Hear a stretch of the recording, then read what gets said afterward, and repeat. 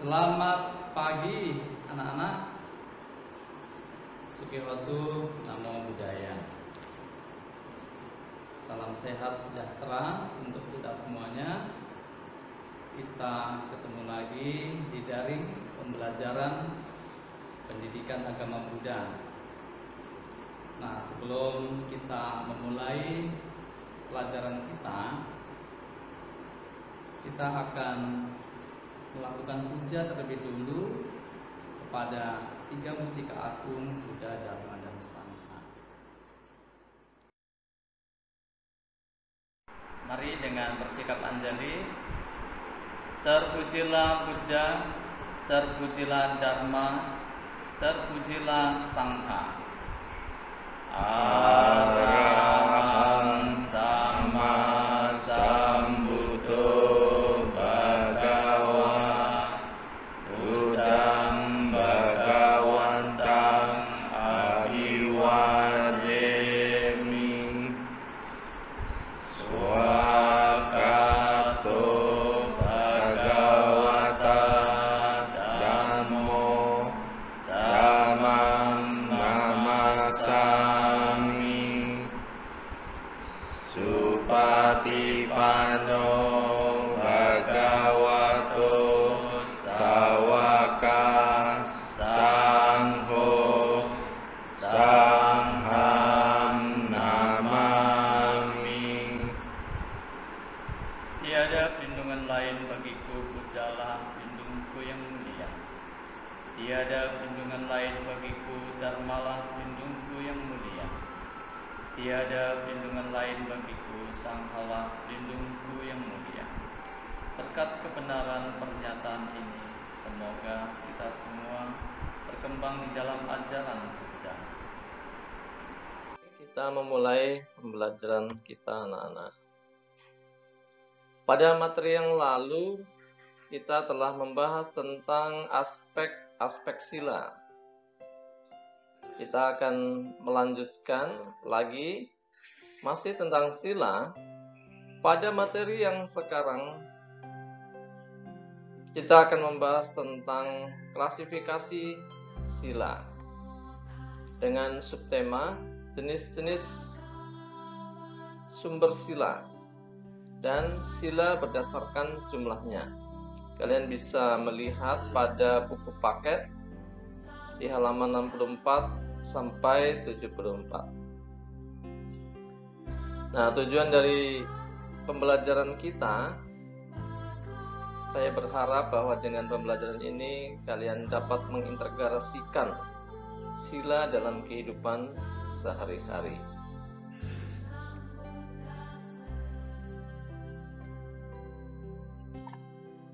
Yang pertama, jenis sila berdasarkan sumbernya. Sumber di sini yang dimaksud adalah asal-usul sila tersebut. Jadi ada dua asal-usul atau sumber dari sila. Yang pertama adalah Pakati sila, yaitu sila atau aturan yang berasal dari alam semesta atau hukum alam.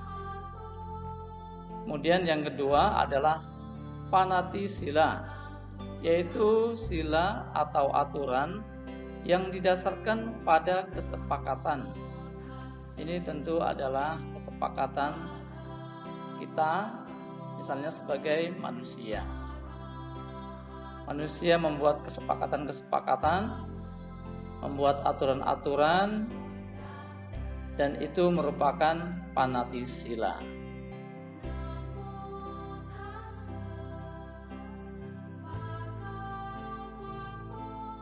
Kemudian sila berdasarkan jumlah atau ukuran.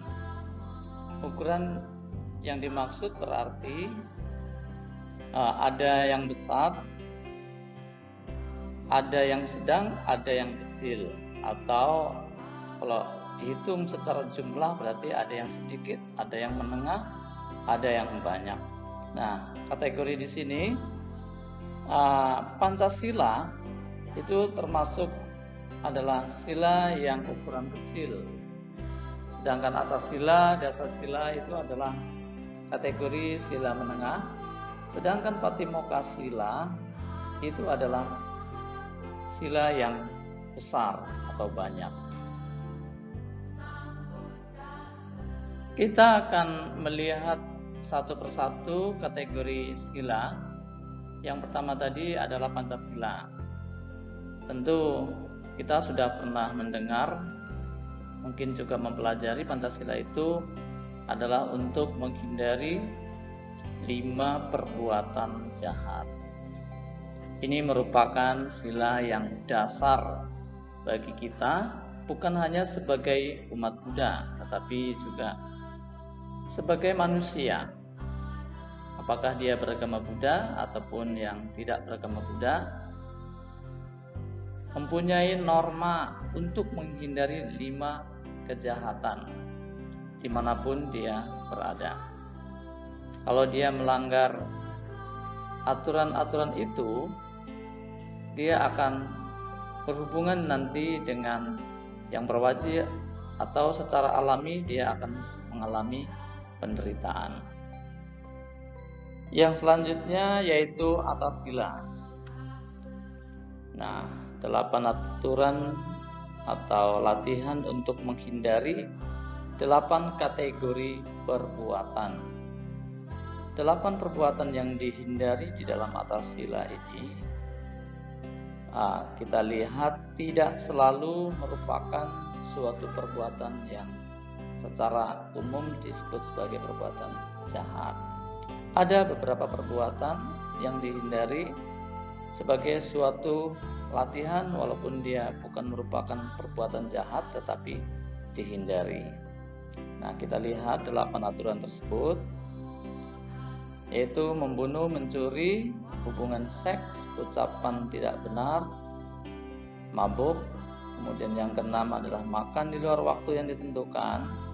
Yang ketujuh, menari, menyanyi, bermain musik, menonton, hiburan, memakai wangi-wangian, perhiasan, kosmetik untuk mempercantik diri. Dan yang kedelapan, menggunakan tempat duduk atau tempat tidur yang tinggi dan mewah. Nah, ini dilaksanakan oleh para upasaka atau upasika. Biasanya dilakukan setiap hari uposatha, setiap purnama, yaitu purnama tilem dan purnama bulan. Kemudian dasasila. Dasasila adalah merupakan latihan untuk menghindari 10 kategori perbuatan. Nah, seperti tadi di atas sila, dasasila ini merupakan perkembangan, perluasan ya, peningkatan pelaksanaan sila dari 8 menjadi 10. Jadi tentu ada sebagian dari dasasila yang sama dengan 8 sila atas sila. Nah, secara esensi hanya berbeda satu aturan dengan atas sila, yaitu pada sila yang ke-10, yaitu menghindari menerima emas dan perak.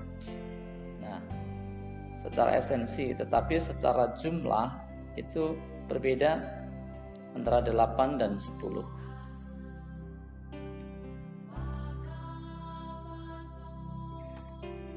Kita akan membahas tentang Patimokkha sila.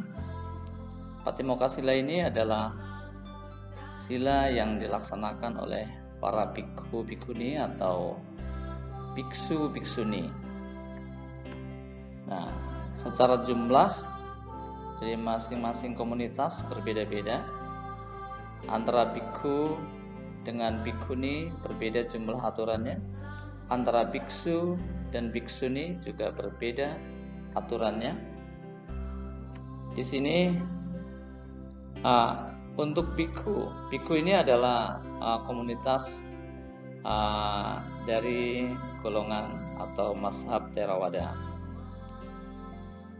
Ada 227 aturan dan untuk bhikkhuninya ada 250 aturan. Sedangkan untuk bhikkhu dari mazhab Mahayana aturannya ada 311 dan bhiksuninya ada 348. Ini terdiri dari berbagai kategori. Nah, kalau untuk sepanjang tekadnya bagi para bhikkhu, bhikkhuni atau biksu, biksuni ingin menjalani kehidupan sebagai para pertapa, maka mereka terkumpul di dalam komunitas sangha dan sepanjang harinya harus melaksanakan aturan-aturan tersebut, termasuk di dalam hal misalnya memakai jubah atau di dalam hal memotong rambut juga ada aturannya di sini.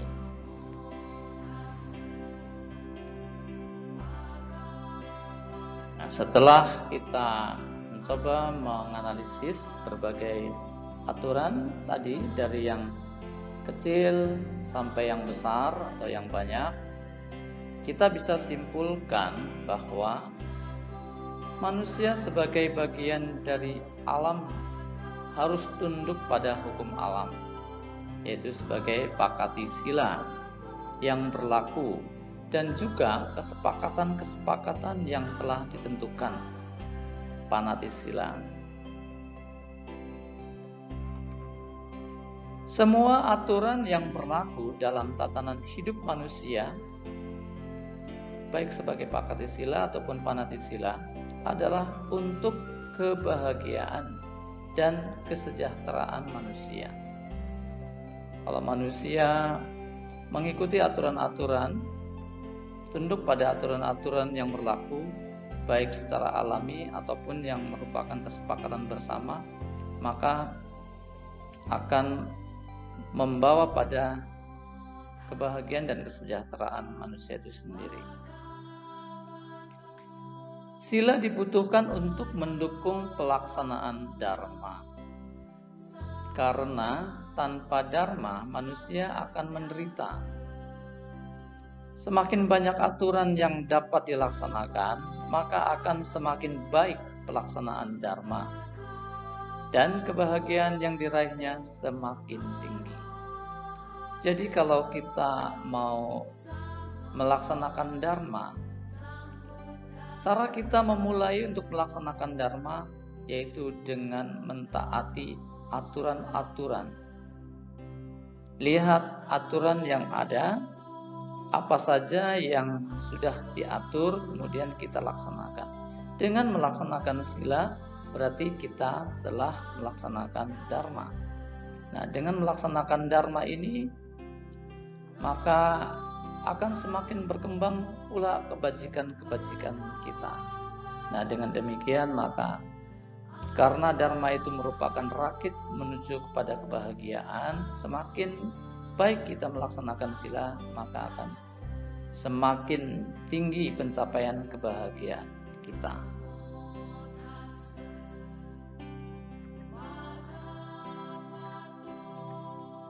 Nah, setelah kita membahas tadi tentang sila, sumber sila dan juga jenis-jenis sila berdasarkan ukurannya, tentu sedikit banyak kita telah memahami kontennya ya. Untuk itu saya akan memberikan tugas sebagai suatu umpan balik sampai sejauh mana pemahaman kalian terhadap materi yang sudah kita bahas. Tentukan perbedaan-perbedaan dan persamaan-persamaan antara Pancasila dengan Atasila dan Atasila dengan Dasasila. Pada pertemuan yang akan datang, materi yang akan kita bahas masih di bab yang ketiga, yaitu klasifikasi sila. Secara khusus yaitu sila berdasarkan praktisinya dan motif atau tujuannya. Sampai di sini dulu persamaan kita untuk kali ini anak-anak. Kita bertemu kembali di lain kesempatan. Semoga kita tetap sehat, jaga diri dengan baik ya. Semoga apa yang kita bahas pada hari ini bermanfaat untuk kita semuanya. Saya akhiri. Sampai serta bahwa hidup kita semoga semua makhluk